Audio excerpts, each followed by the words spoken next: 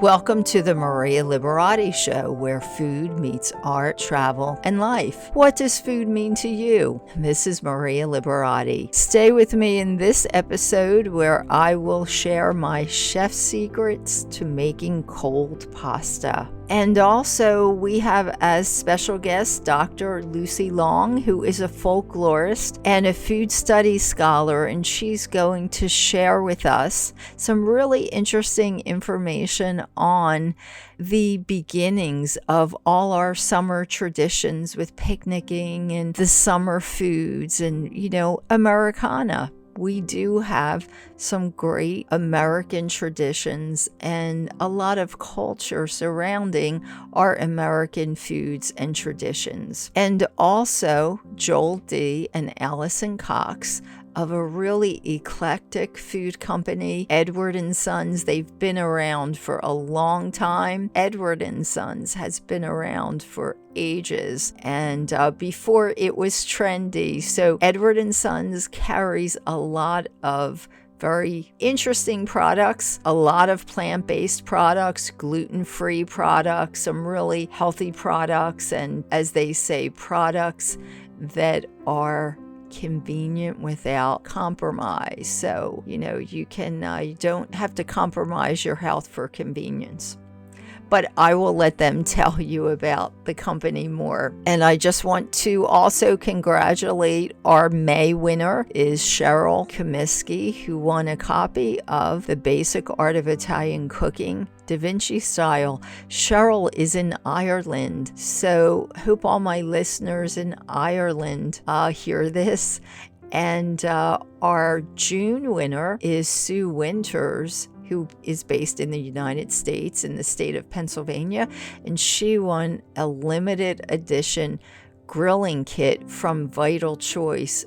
Oh wow, you're gonna love this, Sue. It's filled with fresh seafood and grilling planks, and also a seafood rub. Such a nice kit. We're giving away for the month of July products from Edward & Sons. So Edward & Sons will be sponsoring a giveaway for our end of the month giveaway. So you're going to get some really great products. If you go to edwardandsons.com, you'll see some of the products we're talking about in today's interview. And also, in honor of this month being the month that Bastille Day occurs, we have Bakerly, who has French brioche and lots of French kind of themed breads and products, sponsoring some products for our giveaway too. That will be at the end of the month. We'll be giving the products away.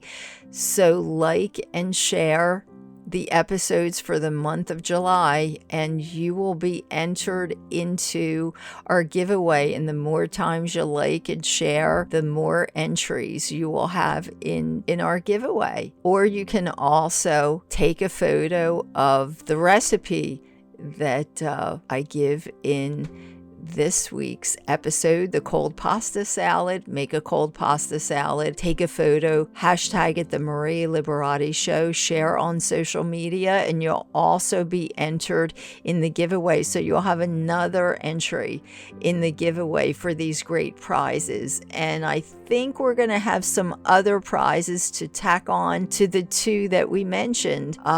There's also a giveaway of my book, The Basic Art of Pasta. So that is a third giveaway we'll be doing for the month of July. So please like and share the episodes with friends and family, and you'll be entered into our giveaway, our end of the month giveaway for those prizes.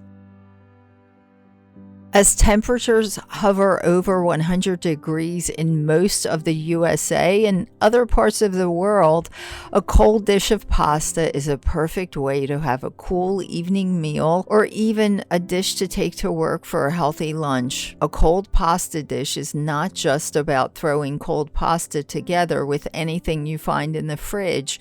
There are some chef secrets to the art of cold pasta dishes, and here they are. Making cold pasta dishes is a simple, basic art, easy to do, but you must follow specific rules to have the perfect summer dish and experience the most flavor. As with all pasta dishes, hot or cold, always use pasta made of 100% durum semolina wheat and cook it to al dente, with the exception of those that must eat gluten-free pasta. And usually the manufacturer will tell you on the very box that you buy the pasta, the gluten-free pasta, how to cook the pasta to al dente. So even if it's gluten-free pasta, be sure to cook it to al dente. Step number 2 is to use one principal ingredient, a meat or cheese or tuna or other seafood, in this cold pasta salad. Then 1 or 2 other secondary ingredients. Vegetables make great choices: tomatoes, peppers, eggplant, peas, zucchini, or even olives. For optimum taste, choose veggies that you can find grown locally and in season. There are so many combinations for any palate, and you can mix and match using those rules. There's farfalle, which are the bow tie pasta, farfalle primavera, so bow tie primavera pasta. Cold pasta with vegetables, fusilli pasta with eggplant and fontina cheese, penne pasta with mackerel, celery, and olives, and the list continues. But keep it simple: pasta plus 2 to 3 other ingredients. And of course, don't forget to drizzle the pasta with extra virgin cold-pressed olive oil and a pinch of salt or salt to taste. And my last secret tip is, once the pasta is cooked to al dente, no need to add the ingredients in immediately. It's best to add in the ingredients a half hour before serving. Did you know that after an hour of being cut, tomatoes lose most of their original flavor? So best not to keep your tomatoes or pasta dish waiting around. So once the pasta's cooked, you can drizzle the pasta with some olive oil, and then about a half hour before you're ready to serve your pasta salad, add in those other ingredients. Make your cold pasta dish an eating experience, whether it's pasta made with 100% durum semolina wheat or gluten-free. Either way, it should be a delicious experience. And for cold pasta salad recipes, or lots of recipes, you can find those in my Gourmand World Award-winning book series, The Basic Art of Italian Cooking. You can find that book series on my website at marialiberati.com, amazon.com, and really anywhere books are sold, online and offline. I hope you add one of the books in the Basic Art of Italian Cooking or the Basic Art of series to your summer book reading list. The reviews have been great, and I'm just so excited that the book series has continued to find readers all over the world who enjoy taking an armchair trip to Italy through its foods and through my stories, because the books are culinary memoirs. I've done some really fun, exciting interviews and cooking demonstrations for the books also, and gotten to meet so many wonderful people, my listeners too, through these books. So if you have the time, get to Amazon, slap down 5 stars. It would really be greatly appreciated. Check out the books also. So I'm welcoming Dr. Lucy Long, who is a folklorist, a food studies scholar, and she's also the director of the independent organization, the Center for Food and Culture. So she's going to give us some really interesting insights into Americana and American food culture, especially for this time of the year, for the summertime.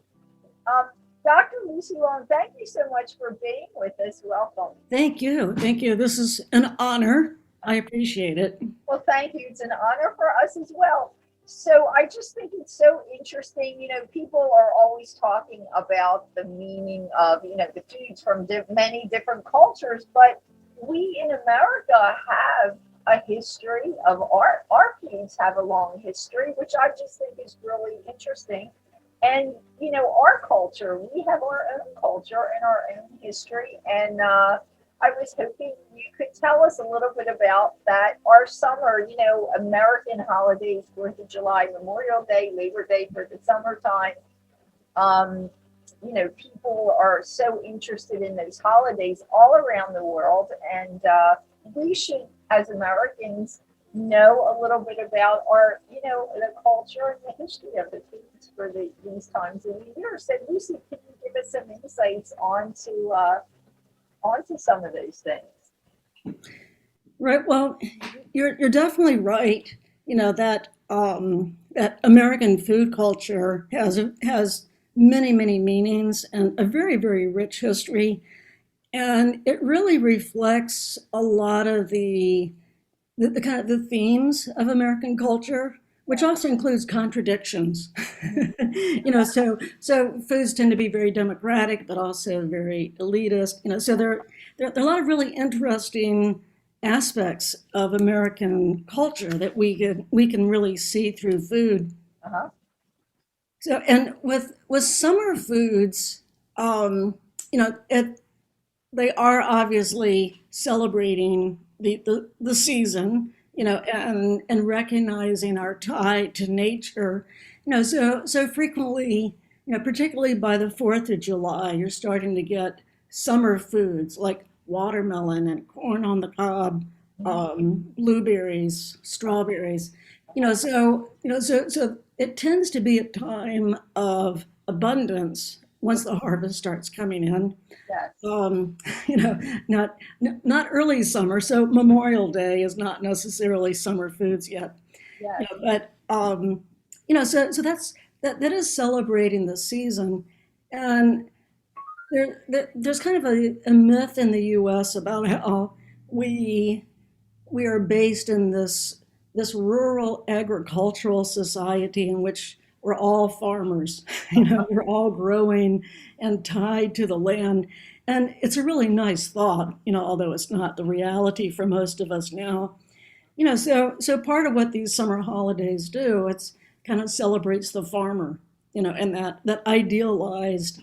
Can I ask you and just interrupt you for a minute? So I guess one of the things I'm really looking to get into is there any kind of history or, things you can tell us about this picnic, the picnic idea that we do in the summertime? I know Memorial Day is not really summer, but, as soon as Memorial Day hits, everybody's mind is going towards summer. And it's just, you normally think, okay, that's a summertime day for a picnic. So, picnics, what type of history and culture are related to those, the things like corn on the cob and the strawberry shortcake and the barbecuing. I'm actually a vegetarian, so I barbecue vegetables, but we have a history and culture of barbecuing and grilling meat for the summertime.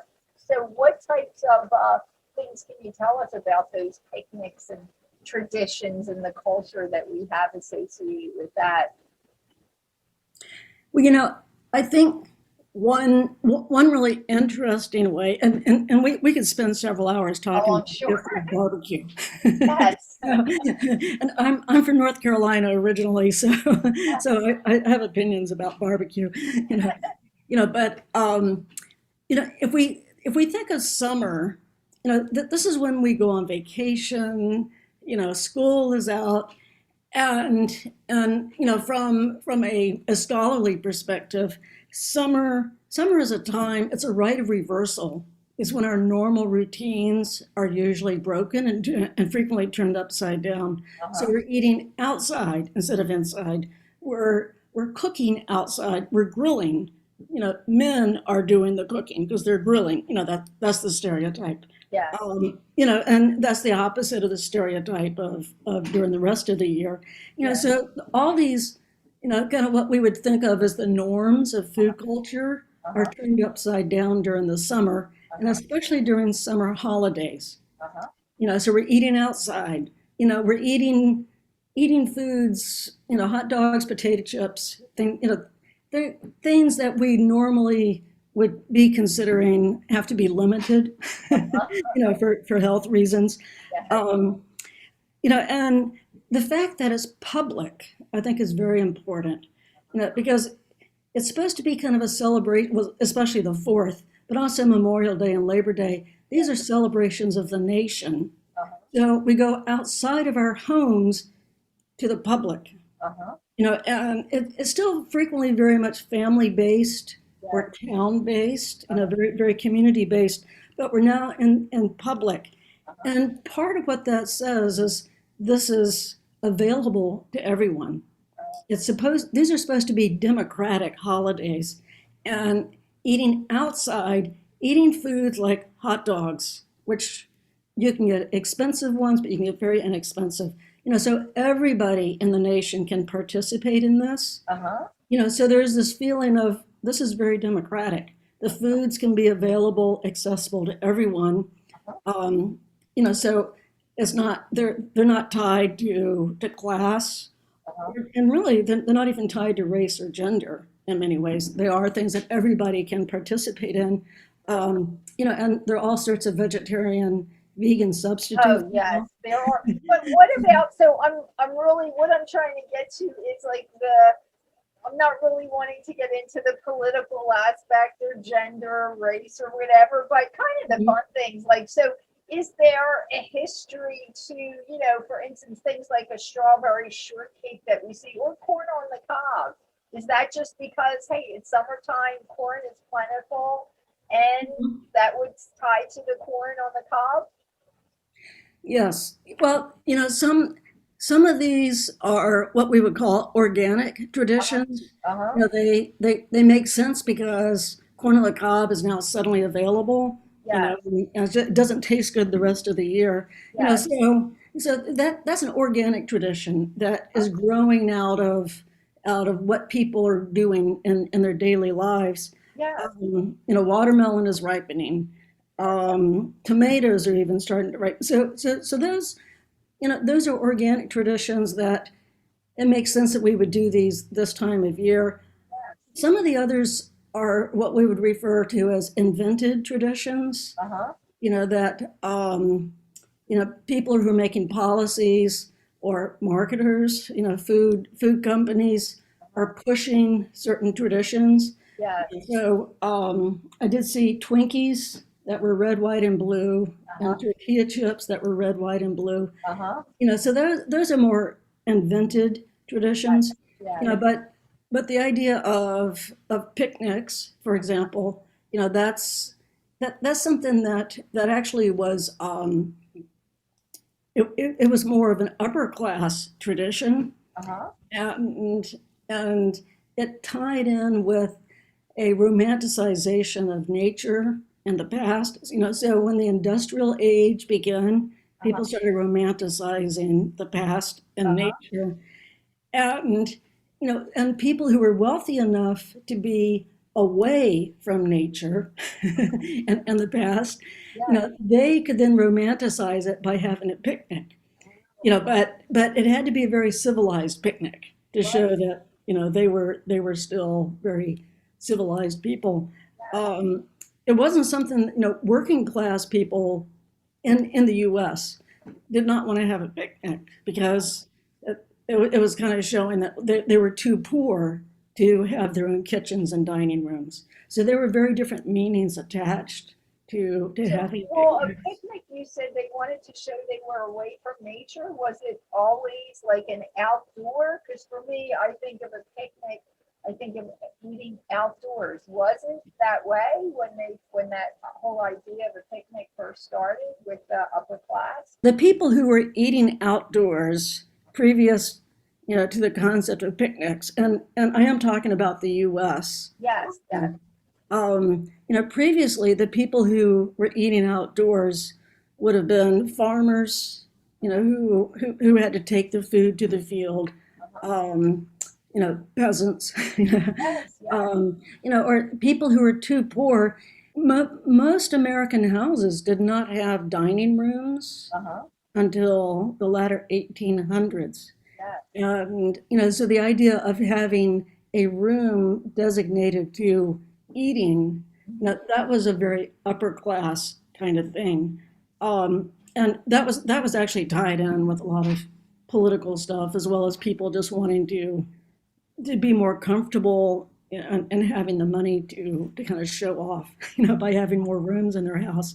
Right, right. Um, But the outdoor picnic and the outdoor picnic, it seems like what it seems like is it's this trend that we have where, and I know even in Italy, so there's the peasant food that is now, you find all this stuff that the peasants used to do that now are in the most expensive restaurants in Italy. And I think that when I think of eating in the open air, I think of like my grandfather who came from Italy, but he worked in America, and I can remember him talking about eating. They would be eating. Well, we call them hoagies in the Philadelphia area. These big sandwiches. That's what a hoagie is, or a grinder. Eating that mhm. outside at lunchtime, and I think that it was probably a peasant tradition of the eating outside, and did it grow into more of having more kind of like this banquety type of thing, outdoors, because they probably enjoyed it. Could that make sense? Yes, yes. And in fact, some historians, connect the rise of dining rooms in people's homes. Um, it coincided with a lot of the anti-immigrant, anti-ethnic immigration from Southern and Eastern Europe that was going on in the latter 1800s. And there was a push to have people stay at home with their families rather than go out and eat, with other members of their ethnic group. Uh-huh. And a lot of that was trying to Americanize immigrants. Uh-huh. So it's tangled up with a lot of different, A lot of different things. Yes, but just to be kind of light and without getting into a lot of other things, could I would think that, I'm sure, because everything has lots of things involved. I would think that it might have, at least the poorer class, eating outside like that, because you just eat outside, had something to do with possibly um, getting that into this picnic idea of the eating Mhm. outside. So is there any other foods that we serve? I know, so we touched on the corn and grilling corn and watermelon. These are all things that are plentiful in the summertime. Any other foods that there's a history of, or, you know, Mhm. Oh yeah, yeah, yeah. Well, things that can easily be transported. right? And that would be sort of organic Yes, traditions. yes, That just kind of come out of common sense. yes, Um, Hard boiled eggs. yes. I'm from the South, so deviled eggs. Well, that's what um, they call them here too, deviled eggs. They call, actually, anywhere that I've been to around the country, everybody knows deviled eggs. Yes. yeah, they definitely have spread. Um, Fried chicken used to be one of the standard things to take for picnics for both whites and blacks. And there's actually a very, very strong German American tradition Uh-huh. of fried chicken, and some historians think that that whole cooking style was actually introduced by German immigrants. Oh, wow. Um, so fried chicken used to be a standard thing to take. Uh-huh. Now I think grilling is much easier because you can have portable grills and little propane things. Yes. So it's so easy, to grill hot dogs and hamburgers and vegetables. So it's It's, probably a lot of the things that we used in the summertime. It's probably because it's probably a time of the year we want to be more relaxed and ease of cooking. So we're cooking these easy things, like you're just saying, grilling hot dogs, hamburgers. They're pretty easy and they're readily available because you can go to the supermarket, they sell them. On the salads are portable, although you have to be careful if you have potato salad coleslaw with mayo. you have to be careful with that. But they're portable, so these are all really easy portable things that you can take right to a picnic. And even watermelon, you just transport a whole watermelon and then just cut it up in slices, and everybody gets a slice. So I guess makes an easy picnic thing for the summer, and it's readily available. So, Yes, yes. Well, and it's the whole idea that there's actually a lot of preparation time put into making a lot of these foods. Potato salad from scratch. yes, there is. People don't realize that. There is a lot of preparation time. Yes, if you do Yeah. make homemade, yes, there's a lot. But the perception, when people are eating them, it seems easy. Right. Yes. I mean, that is kind of typical. All the And I labor in think, the kitchen. yep, and I think that the other thing is, yes, is that it's an easily transportable item like potato salad, coleslaw, macaroni salad, also because they're cold. So you have to serve them cold. So it's not like oh my gosh, I have to keep it warm and make sure it's warm before people eat it. No, you just put it in the fridge, and it has to keep cold, so it's easily transportable. So Mhm. I'm assuming that's another.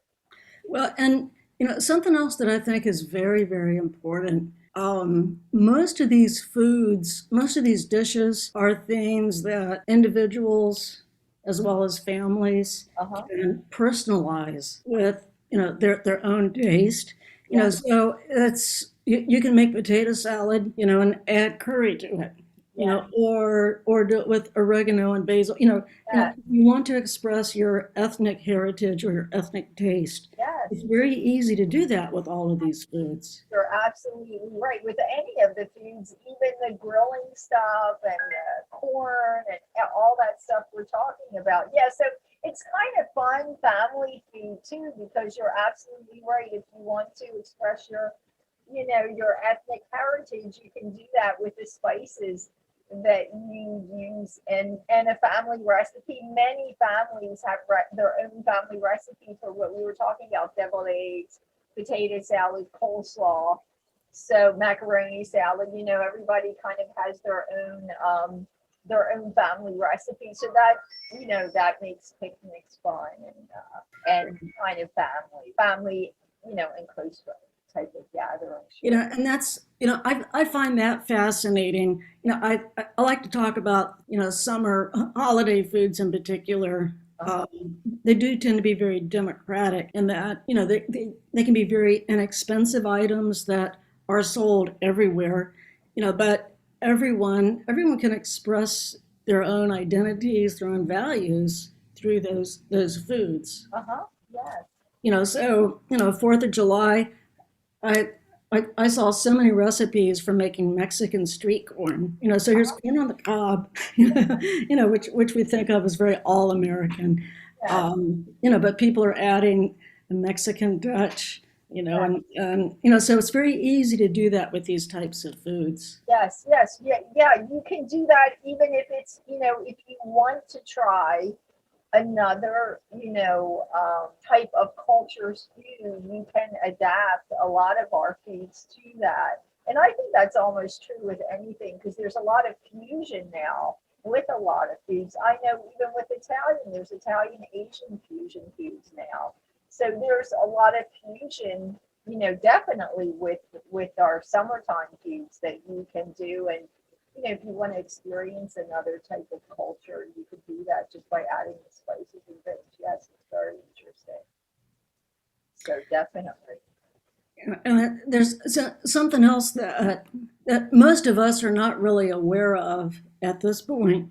But with any holidays that are supposed to be like celebrating the nation, or even just major holidays, in the late 1700s, early 1800s, there was a real concern among not just politicians, but Americans in general, over what image American culture was presenting to the rest of the world.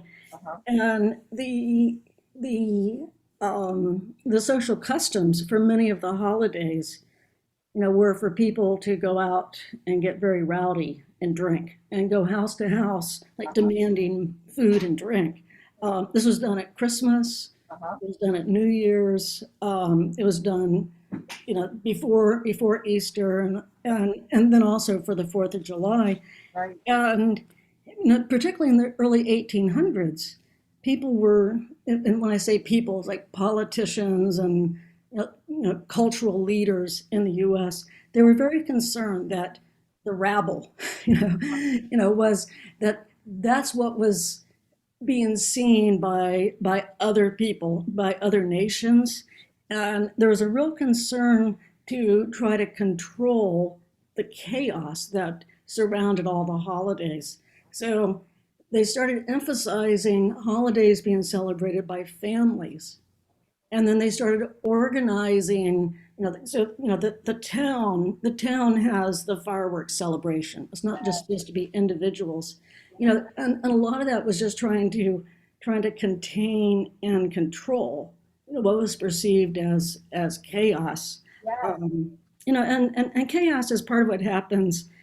I mentioned that summer and summer holidays in general tend to be sort of they have a carnivalesque kind of quality, Yeah. because they do tend to be seen as a rite of reversal. Right. And part of what happens in a rite of reversal is that there is chaos. Yes. So there was this attempt to rein that in. So when we have things like, the town fireworks, and they invite everyone to come and have their picnic, at the fairgrounds. They're not trying to control us, but that does grow out of that impulse to try to contain the chaos that Yes. humans And tend to. that would make sense then. Okay, so then that makes sense as to why somehow, it got to that point where it was encouraged to do these community events and then, have a picnic to stay home with family. That was a way then to control these rabble rousing crew of people, which I think it's a nice thing because now we have these big community events. It gets people together, but not so much in the way that I guess it was originally done. And I guess that's why it all evolved to this, the picnics and the community fireworks and all that too, which is really, really interesting. Well, that's very interesting. But Lucy, thank you so much for being with us. So tell me, where can people find you or the Center for Food and Culture? Yes, we're based in Bowling Green, Ohio, Okay. but we are international, and we produce educational materials around food and culture. So, and the website address is www.foodandculture.org. Okay, so that's easy enough to remember. Thanks so much. Yes, if you want to find out any more about these interesting topics, and I'm sure we'll have you back again. Well, thank you. Thank you. I love talking about food. Yes, thank you. Yes, maybe we'll do something for the holidays, definitely. So, yes, and that's foodandculture.org, right? Did you say? Yes. Yes. Thank you again, and hope you have a great rest of the summer. Sure. Thank you. So today I have Joel D., who is the founder and CEO of Edward & Sons, and Alison Cox, who is the VP of Sales of Edward & Sons, here as special guests. And they're going to weigh in on this trend of plant-based foods and I guess help us kind of navigate, but tell us a little bit about Edward & Sons for those that are living under a rock and don't know about you guys, because I know about the company. So why don't you, whoever wants to start, tell us a little bit about Edward & Sons. Well, I'll jump in since I'm the founder, so I can kind of tell you about the early days. Yes. It was back in the 1970s. Uh-huh. I was in my 20s, And I had recently become vegetarian, and but I was traveling, and I found that as a vegetarian traveling in the 1970s, it was extremely difficult to actually nourish myself. Restaurants were unaware of vegetarianism, and food manufacturers were unconcerned about whether ingredients in their products were vegetarian or not, or whether they were healthy or not. In fact, back in those days, there was not a recognized medical connection between what you would eat and how healthy you were. Very strange for us to think of that now, but it really wasn't until the 1980s that became a topic of sort of AMA conversation. So anyway, back in the 70s, I was traveling and having this difficult time, and I came across an instant miso powder. Are you familiar with miso, Maria? Yes, I am. Yes. So for people who may not be, if you go into a sushi bar or any, kind of a Japanese restaurant, the typical soup that's brought out is miso soup, which is a very traditional, thousands of years old kind of a recipe for making a nourishing, protein-rich soup out of soybeans. And the soybeans are aged in order to produce it. And the soup itself is inherently plant-based, although over the years, because it became really a staple in Japan, it was typical to add various kinds of fish to the miso soup. And the Japanese particularly like bonito extract and things like that, which juice up the umami in the soup base. But miso itself has many, many benefits. It has amino acids. It's very easy to digest. The Japanese tend to think of it sort of like Jewish people think of chicken soup. It's kind of good for what ails you. And as such, though having something which I could powder and carry with me in my pocket was extremely beneficial. So I'll skip a lot of the ways of getting there. Alison's heard these stories before, but basically it took a couple of years to develop and a few trips to Japan. As a young man, it was rather exciting for me cross-culturally to try to do this. And I developed my first product, which was an instant miso soup, which is called Miso Cup. Miso Cup. It doesn't have a cup, but it was designed to be an instant soup I could carry with me, and it was very nourishing and delicious. And the first few years of the business were spent living on the road, introducing people to the instant soup. At that time, instant or convenience health foods was considered an oxymoron. People thought if you were a health food store owner or in that industry, people thought that consumers did not want convenience. They wanted to cook from scratch. But in fact, in order for natural foods to have a greater audience, it needed to be presented in formats that fit most people's lifestyles. So that was my mission, if you will, at the time. And over the years, we set up a distribution network and added product onto it. And now we're 40 some odd years later, and we have over 100 different items, and we are sourcing from a dozen different countries. Our primary interest is in organic. The company, everything in the company is vegetarian, and almost all of it is completely plant-based. There's one item which has some cheese in it that we're looking at moving that into plant-based as well.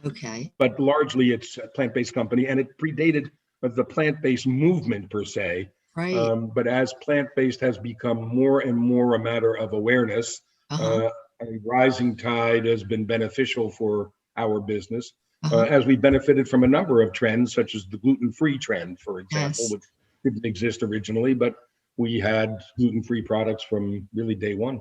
Now, Alison can speak more about plant-based because she's the VP of marketing and sales and has been on a plant-based diet herself for over 35 years. So she knows it intimately from inside and out. And her reason for going plant-based was animal welfare. Many people have different reasons for doing it. She just didn't feel comfortable about consuming animals. Is that pretty much correct? That's correct. So you want to talk about how plant-based has kind of changed things over the years? It used to be very difficult to eat. As a vegan in the 70s and the 80s, it was difficult to eat. I always had my little lunchbox with me where I carried food because you couldn't go out to a restaurant and get a vegetable burger or anything like that. Exactly. So the industry has definitely changed and recognized it a lot more. And companies like Impossible Burger, Beyond Burger have brought a lot of attention to the fact that there are options You don't, it's just because you like the taste of meat. If you want to eat more plant-based, not even talking about vegan, but more plant-based, there now are options that you can get just alongside where you would normally get your burger, your hot dog, your, desserts, your sweets, your treats. There's plant-based for just about everything now. So that movement, that the whole plant-based options have definitely changed from the days where I was eating a ice cream from the farm, soybean ice cream that had defrosted about 62 times before I got it. And yet it was still yum, yum, yum, because it was an ice cream that you could buy in the store and, in healthy stores. Still eat. It was horrible in contrast to like companies like Nadamu and people that are doing vegan ice creams now or plant-based ice creams now. But at the time it was a hallelujah. So one of our missions is to offer options to for people on wanting to become vegan or follow a more plant-based diet. So we offer things like a condensed coconut milk. So you can use it cup for cup in your Thai iced tea, in your flans and your key lime pies. You can use it cup for cup, but it's non-dairy. So whether it's you've got dairy sensitivities or you just want to follow a more plant-based diet, there's options for just about everything these days. Yes. Well, that's interesting. And that's why I became a vegetarian too, for animal welfare as well. So I really understand. And yes, I can just remember being on the road and only being able to find salads. All I could eat was like lettuce and tomatoes, right? That's all, that's all you could find. Yes. It was like, oh my gosh. Dry baked potatoes. Oh, yes, exactly. Or that type of thing. Yes. Because I can remember, going to some fast food restaurants, they shall remain nameless, but do have baked potatoes plain. And that would be another, you're absolutely right, option, a dry baked potato. And my only option once, I think I just broke down and I added ketchup on top, and it was like, okay, so I'm giving it some flavor because that was the only thing you could do. So yes, I do remember those days. But I know plant-based, we were talking about this. So there's some things for the environment too, eating plant-based, correct? That makes it okay for the environment. Yeah, there's plenty of folks who have done the research on the impact of the animal industry, if you will, on the environment on a lot of different levels, just in terms of water consumption that's necessary in order to be able acreage, in order to have animals, and what that acreage would provide for food. And the impact of their waste on the environment as well, methane from cows and so forth, all have negative climate impacts. But that's not our specialty. But there are plenty of folks who have addressed that and have made pretty compelling arguments about it. There's all sorts of ways that each of us can positively impact climate change, the climate situation. And diet is one of them. There are all kinds of things that we can do when we decide that that's a priority for us. Exactly. For us, also, we think that organic farming is beneficial for the climate and for the planet, as well as for the farmers, for that matter, and the consumers. So we think we like to do as many organic products as we can, and in doing so, it's a particular delight when we are able to reward farmers who want to farm organically with a premium for doing so, because many times they don't get that if there's not a market for their organic goods. Exactly. So we like to merge or blend organic with plant-based. For us, that's the holy grail, if you will. There's a lot, because of the huge demand of plant-based and the way in which it's grown. It appeals to many people, a wider segment of the population worldwide than ever before. And in order to do so, not all are Apple or Whole Foods inclined. So that may not be on the top of their priority list. So it's good to know. And My computer is saying we're unstable, so I hope we're not freezing. Yes, I know. We but- did freeze just once, but it's okay. Well, they can, we can edit that. We'll edit Okay. this out. That's okay. No, it went back when you were talking. Yes, what I was going to just interject here now is I wanted you to talk about, because I've noticed too, you think, okay, plant-based is healthier eating. So people think, okay, I just pick a product that's plant-based and it's going to be healthier for me, but they have to read the ingredients, because that doesn't mean anything. And these companies are jumping on the bandwagon saying, oh yeah, let's say plant-based, and people think it's healthy, but it isn't always. And I know, Joel, you made a comment about brand loyalty, and why don't you tell us about that whole, what you were telling? Well, all I wanted to point out is that I Yes. think I encourage consumers, and we are all consumers, so we Yes. encourage each other as well, right? In this, Yes. to pay attention to the companies behind the products that we are buying, and particularly so in food, Yes. but this is so in general. Yes. And the reason we want to do that is because the decisions, there are a million, or at least 1,000 decisions being made Yes. behind the scenes of Yes. every product that we buy. Yes. And so the people who are making those decisions are making them according to their philosophies, their preferences, and then delivering you a product that you are trusting to be aligned with your preferences. Exactly. So if you're going to do that, it's a good idea to know who these folks are and what these companies stand for. And a lot of times, a lot of companies are not so eager for you to know who they are, because with the development, or as our natural foods industry, so to speak, has evolved, many small companies have been acquired by large multinational conglomerates. Yes.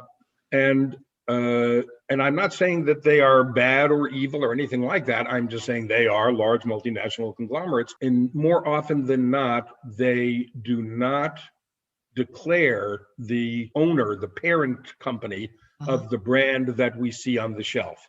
Right. And that is a matter of some concern, because, for example, if we are trying to avoid genetically engineered ingredients, GMOs, Yes.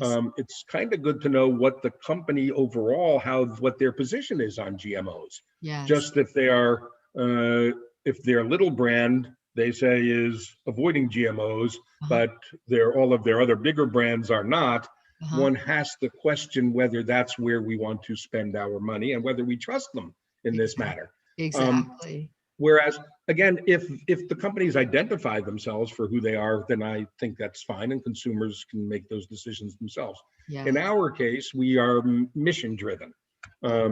So we have our priorities, and we're happy to share them. People can read about them on our website, or we can talk about them if we want to. Yes. But what I'm getting at is, when we make decisions, it's based on what we care about. Yes. And that's true for every company. And there's plenty of wonderful companies that are out there that are also mission driven genuinely. And Yes. those are the companies that we as consumers like to support if the missions are aligned with ours. Yes. Yes. That's definitely a really good point. So I guess before we end, I wanted to say, what any new products coming up that you're working on? I know you said something about a cheese that you were working on to be plant-based or something. One of our crackers is a cheddar based. It's got cheddar powder seasoning on it. And there has not, up until this whole bigger boom of plant-based, there has not been a great source of cheddar flavoring to go on an application on the top of crackers, not a baked in, but on top of crackers.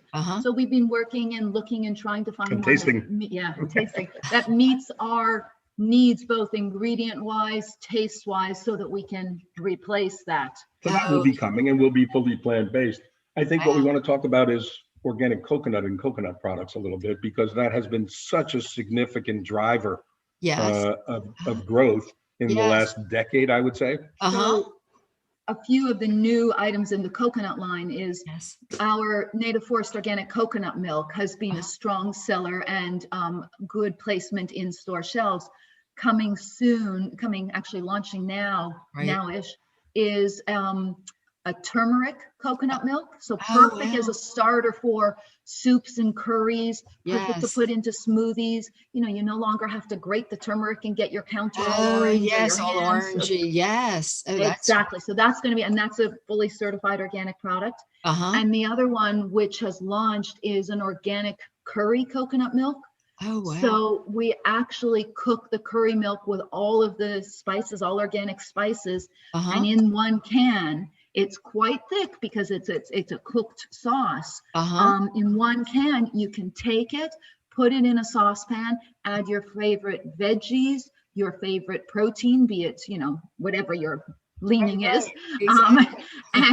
and you've got a quick and easy curry, and then put it over your rice or your noodles or that, and it's fantastic, quick and easy. Again, certified organic.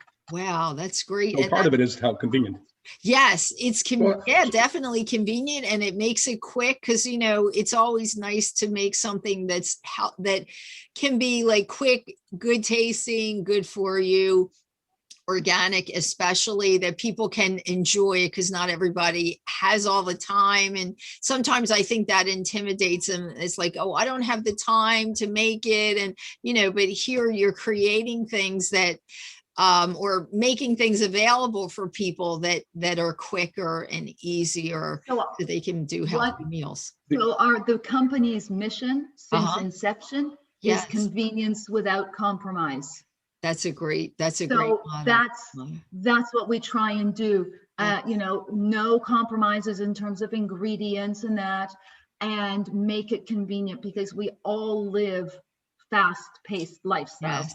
Now, maybe something slowed down a little bit during pandemic, but again, it Yes. was nice to have quick and easy to make meals for your family if you're cooking for your whole family while Yes. you're doing while people are doing their homeschooling and everything like that.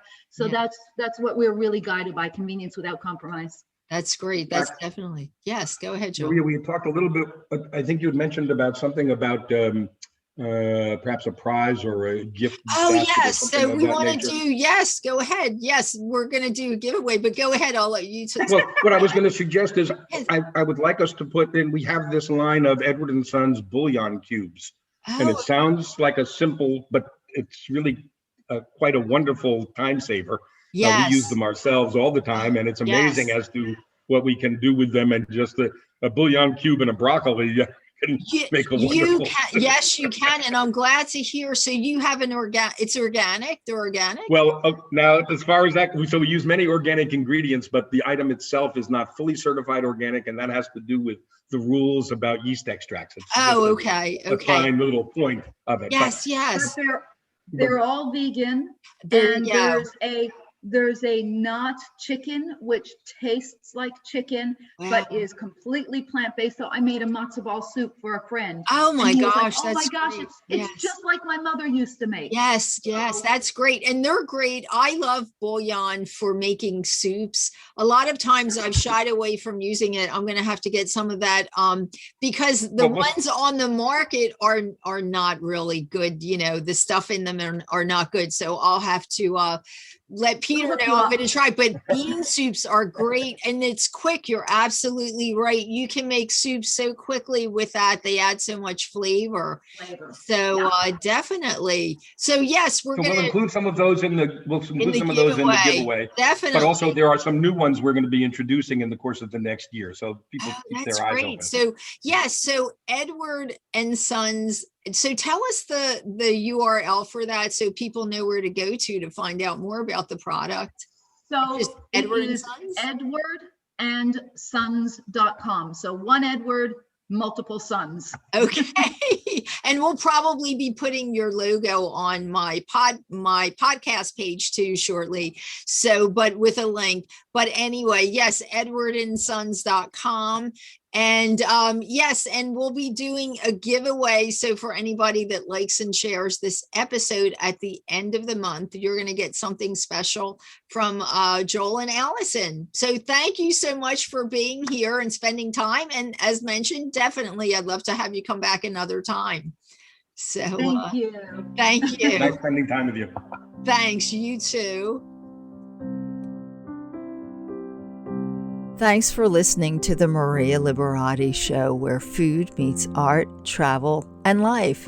This is Maria Liberati. What does food mean to you? Thanks to my producer, Britton Roselle, my production intern, Alexandra Troy, and my special guest for this week's episode, my interview guest, Dr. Lucy Long, and also Joel D. and Alison Cox from Edward & Sons.